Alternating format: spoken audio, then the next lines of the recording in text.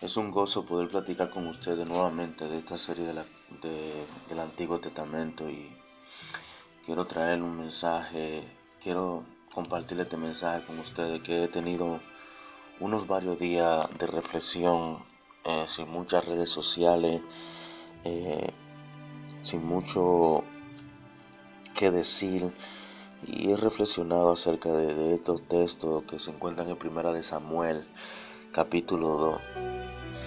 Eh, yo creo que una de las cosas más eh, no superficial, sino vívida es cómo cómo Dios se relaciona eh, siendo bondadoso en todo sentido de la palabra. Porque esta es una historia narrada que Ana se puso en reverencia a su Dios en oración por la situación con su hijo.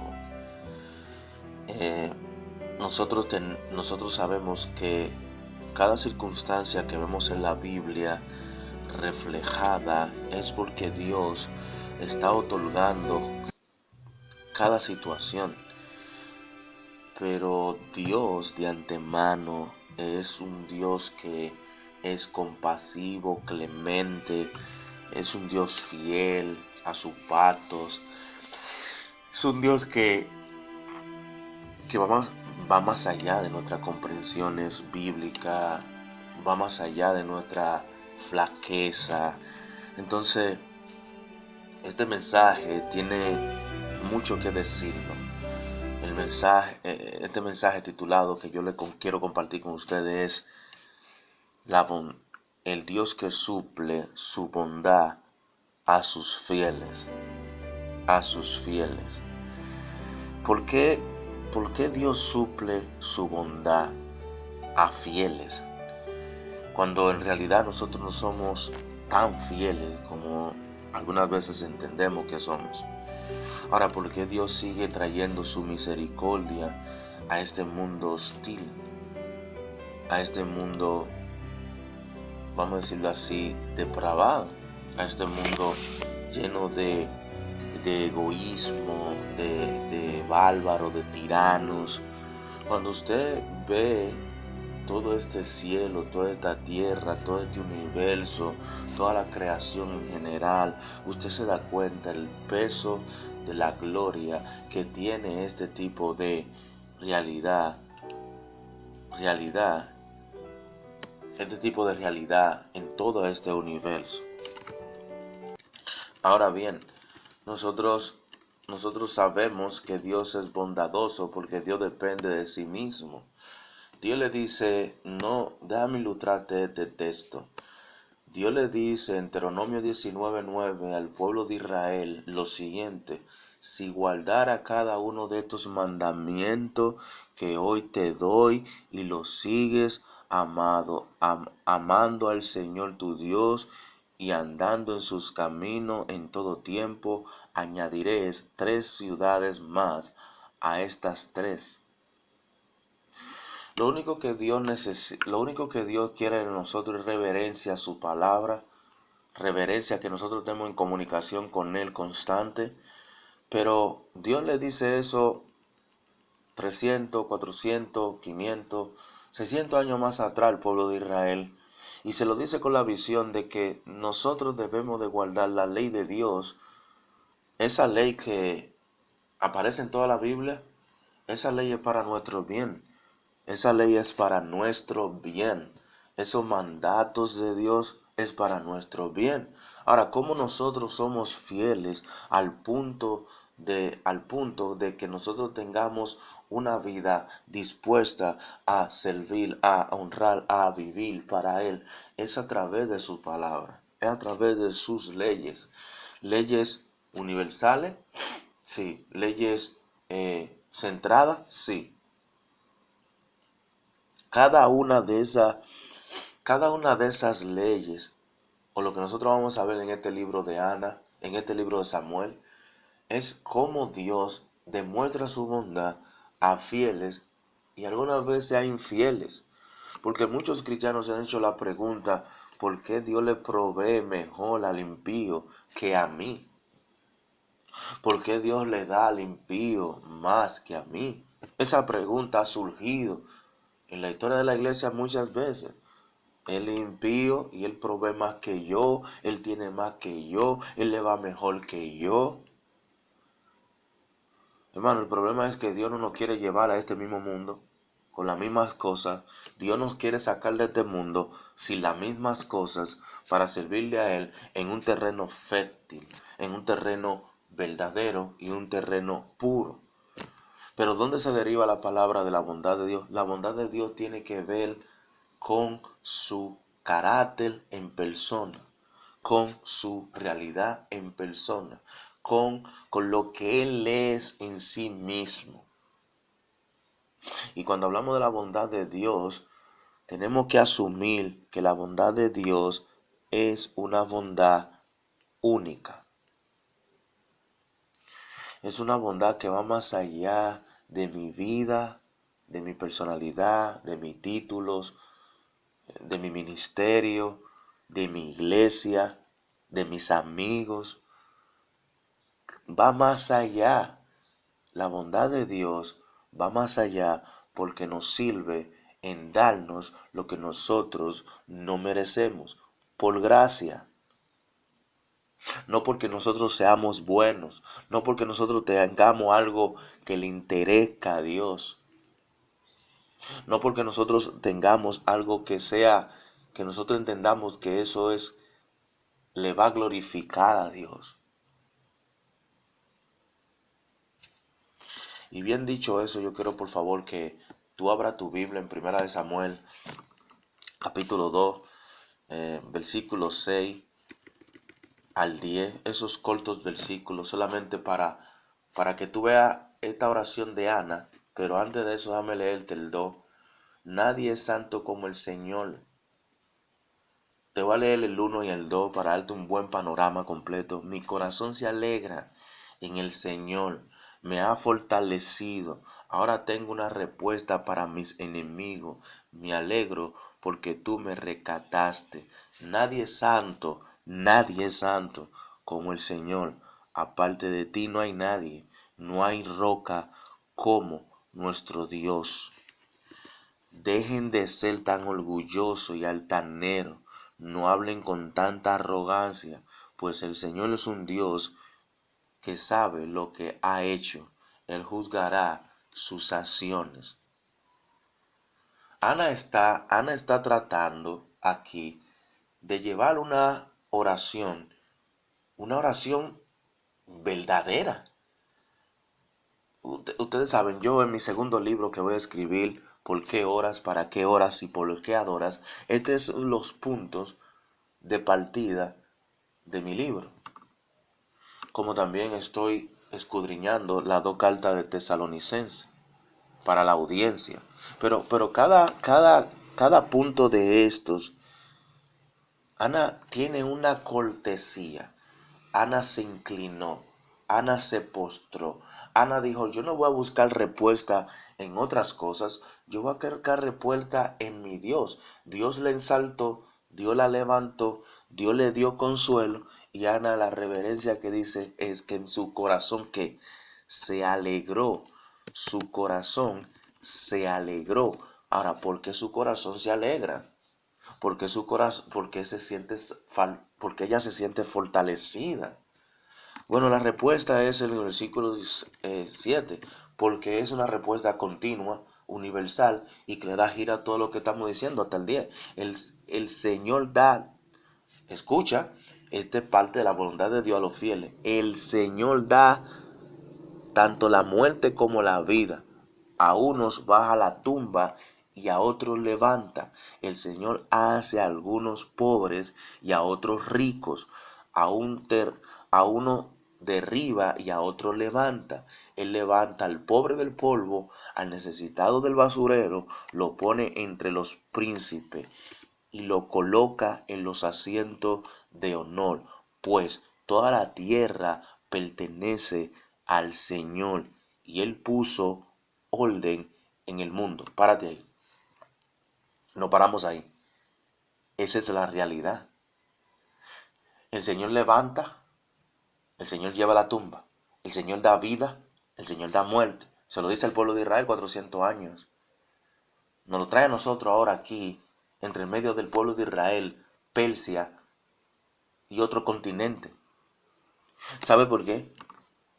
Porque el Señor sabe que la necesidad de aquel momento de Ana no era una necesidad fugaz. Ella estaba pidiendo petición por lo que estaba pasando con los enemigos de su hijo, pero ella estaba pidiendo petición por una cosa. Y Dios le demuestra su bondad porque Dios es un Dios dador, porque aquí lo que Ana dice en el 6 y en el 7 y el 8, Dios levanta del polvo al pobre y da al necesitado y recata al necesitado del basurero, lo pone entre los príncipes. Ustedes saben que David era como un pastor de ovejas, ¿verdad? ¿Y a dónde llegó? ¿A hacer qué? ¿A hacer qué? David estaba, y esto es solamente una oración de alabanza que Ana hace, pero David estaba como un hombre que, déjame ayudarte mejor, David estaba en un lugar sin honor. Aunque era pastor de ovejas, pero llegó ¿a dónde? A ser rey. Moisés era un joven, un poquito muy airado, violento, y llegó de ser eso a dirigirle a todo un pueblo. Hermanos, la fidelidad con Dios es el grado sumamente más importante, porque cuando Dios te ve que tú estás siendo fiel, Dios quiere recompensar eso. Y no hay nada que Dios no pueda hacer que nosotros no pongamos un poquito más de nosotros a la fidelidad que nosotros demostramos a Dios. En otras palabras, nuestra fidelidad depende mucho de nuestra obediencia a Dios, de nuestro carácter bueno, noble, apacible, lento, no de nuestro orgullo, no de nuestro malos pensamientos. Yo no puedo escribir para una congregación o para un ministerio, escribir que la salvación se cuestiona, cuando la salvación está cumplida en Cristo. Yo no puedo cuestionar la salvación en una iglesia y levantarme al otro día de un sueño y publicar cosas que conecten con la cruz de Cristo, porque ¿a dónde está mi soterología? Porque ¿para qué estudio soterología? Hermanos, no comprendemos la necesidad del pecador porque vivimos con el pecado o pendiente al pecado de otro. No sabemos de esa persona más porque esa persona se portó muy mal. Y Dios nos vive preguntando y diciéndonos, ¿y tú? ¿Qué piensas tú de ti? En estos días de silencio que yo he estado, ya que tengo que predicar para unos muchachos, y es de la segunda carta de Tesalonicenses, yo he estado cero de las redes sociales y te voy a compartir esto. Y yo estoy leyendo un artículo que ya lo termino mañana, y ese artículo me hizo llorar. Pero escucha lo que ese artículo dice de un amigo joven, hermano de la fe. El corazón de Dios cada día se pone entretecido, se entristece, porque hoy en día está la guerra en el Medio Oriente, y porque hoy en día no hay el amor para el hermano ni para la hermana. Todo el mundo quiere lo suyo rápido, en dependencia de ellos mismos. Ahora viene lo bueno. Cada minuto que pasa, cada segundo que pasa, su corazón se entristece, porque como las guerras están, combate contra combate, así están las religiones hoy en día. Pero no dependemos de hombres, sino de aquella suprema bondad que difiere mucho a nuestro perdón, a nuestra consagración, a nuestro arrepentimiento, a nuestra fe, a nuestra purificación. a nuestra santificación, a nuestra salvación. Porque si nosotros dependiéramos de una cuatro paredes o de hombre, ¿dónde quedaría la expiación de Cristo en la cruz? Decía este joven. Michael, le voy a mencionar el nombre, no lo conocen. Es de una iglesia, el Reino Unido, divulgo. Muchos no lo conocen, pero Michael decía eso. Y Philipton responde: las razones por qué la voluntad de Dios sigue en pie es porque nosotros no tenemos el corazón de Dios, ni manejamos los pensamientos de Dios, ni trabajamos o accionamos como Dios acciona. La razón es porque Dios está en su trono y nosotros estamos en la tierra y sus caminos no son nuestros caminos. Es porque nosotros no pensamos como Dios piensa y nosotros no actuamos como Dios actúa. ¿Qué alimenta mi salvación? La bondad de Dios, hermanos. Y te voy a leer el versículo 10, el versículo 8, 9 y 10. Él levanta al pobre ¿del qué? Del polvo, y al necesitado del basurero. Lo pone entre los príncipes y lo coloca en los asientos de honor, pues toda la tierra pertenecen al Dios, al Señor, y Él puso en orden el mundo. Él protegerá a sus fieles, pero los perversos desaparecerán. En la oscuridad nadie tendrá éxito, solamente por la fuerza. Los que pelean contra el Señor serán destrozados. Él retumba contra ellos desde el cielo. El Señor juzga en toda la tierra. Él da poder a su rey. Aumenta la fuerza de su ungido. Ya ustedes saben que estamos en el proceso de la historia de David y Saúl, ¿verdad? Esta es una de ellas que narra esta oración de Ana, esta narración de Ana. Por eso termina el versículo 10, Él da poder a su rey, aumenta la fuerza de su ungido. Ustedes saben que esta es la historia que narra muchos capítulos más adelante de lo que es corporativamente con David y lo que es corporativamente con Saúl. Ahora, preguntas para nosotros. ¿Qué nos falta a nosotros para experimentar más bondad de Dios en un mundo lleno de tiranos? En un mundo lleno que hacen competencia con otros. ¿Qué nos hace a nosotros? O nos quedamos callados orando al Señor, pidiéndole al Señor que tenga compasión de mi corazón y que sane mi corazón, y que cuando es necesario que nosotros nos acerquemos a Dios a pedirle este tipo de cosas.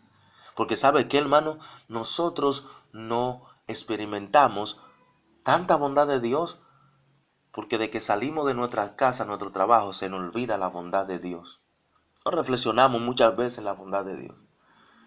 Pero a quien Dios le provee, le suple esta grandiosa virtud de Dios, a los fieles. ¿Y cuáles son esos fieles? Todo tipo de cristiano. Puede ser que sí. Todo tipo de creyente, puede ser que sí. Pero si yo no tengo una actitud como Ana, de llevar mis quejas, mi súplica, mi devoción, porque algunas veces nosotros interpretamos que la oración tiene que ver mucho más allá con lo que yo puedo poseer físicamente, o lo que Dios me puede llenar el tanque físicamente. Y déjame decirte que la oración ese no es el punto principal de la oración. De la oración es que tú te santifiques y que Dios se llene en su presencia de labios verdaderos, de manos no engañosas, de ojos no engañosos, de ojos que no ven el mal, sino que ven el bien, que buscan el bien, que buscan la paz, y que tú puedas comunicarte con Dios y tener una relación deleitosa con tu Dios, donde tú puedas decir: Padre, papi lindo, y él te pueda decir, oh, mi buen hijo, siervo, ven, platiquemos en el gozo de tu Padre. Ana estaba convencida que Dios le iba a responder. Dios le respondió con alegría en su corazón y para fortaleza para luchar con sus enemigos. Hermanos, Dios y solo Dios tiene la última palabra correspondiente a todo lo que nosotros entendemos, percibimos o accionamos. Dios es un Dios que su bondad la suple a aquellos que están arraigados, amarrados a su voluntad santa, perfecta y justa. Pasamos más tiempo en el teléfono, en la computadora, en una tablet, viendo a ver la vida de otro, cómo come, cómo viste, cómo anda, qué gata, qué no gata, qué hace, qué no hace. ¿Sabe por qué? Porque no nos conformamos con la voluntad de Dios. Y como no nos conformamos con la voluntad que Dios nos está proveyendo, queremos ver la vida, cómo anda, cómo cambia, cómo viste, a dónde come, qué hace, qué no hace, va al banco, va al hospital, va donde quiera que va, nosotros estamos pendientes. O como muchas personas que suben en sus redes sociales, donde están comiendo. Se están comiendo una piña y tienen que exhibir al mundo porque eso lo hace más orgulloso, egocéntrico y demás.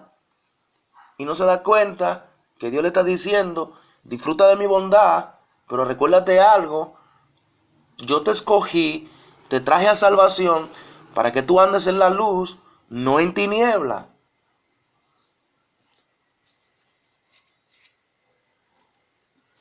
Hermano, todo lo tenemos que subir a unas redes sociales y algunas veces somos tan mal criticados que no nos damos cuenta que nos faltó fidelidad a Dios en el momento es preciso para entender que Dios tiene el control, de que nosotros necesitamos entender que no es ahí donde tú vas a disfrutar su bondad.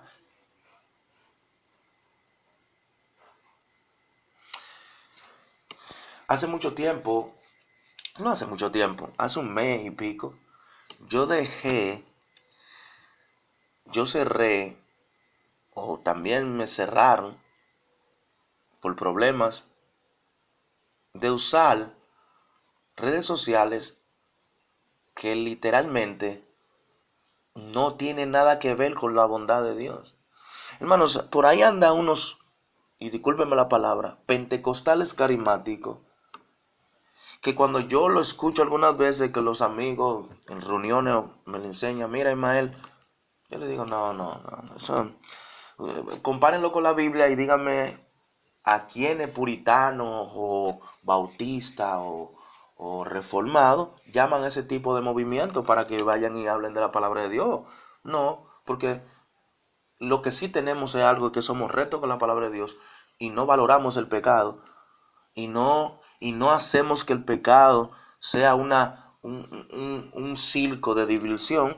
Y yo me estoy refiriendo a alguien que sacó una canción ahora mismo, hace unos tiempos, y está muy pegada la canción.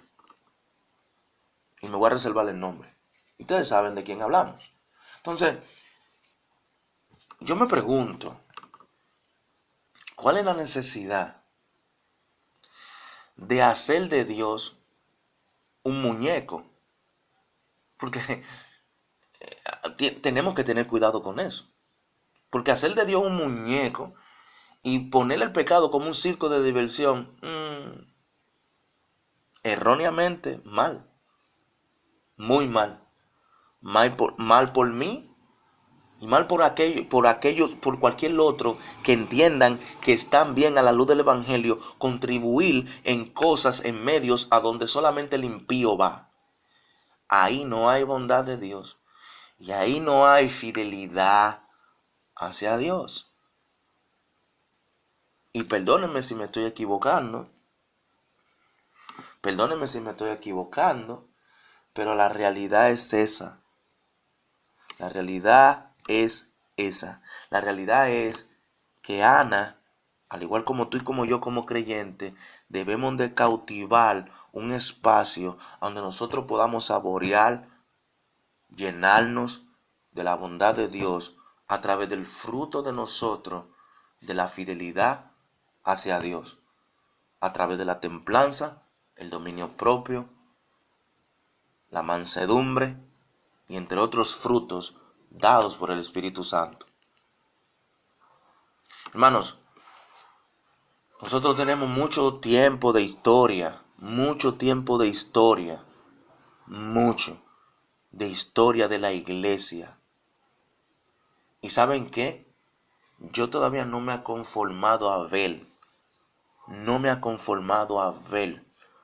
una iglesia que vaya a la vida de otro a decirle, déjame esto a mí, que yo lo voy a hacer por ti, y tú ves y ora por nosotros y ora por tu Señor.